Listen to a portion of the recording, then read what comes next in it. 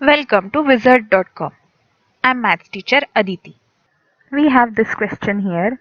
If the letters of the word trigonometry are arranged alphabetically, how many letters will remain at the same position?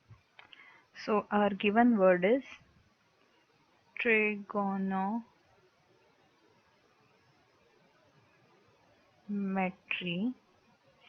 and when arranged alphabetically, we get E will be first, then G, then I, M,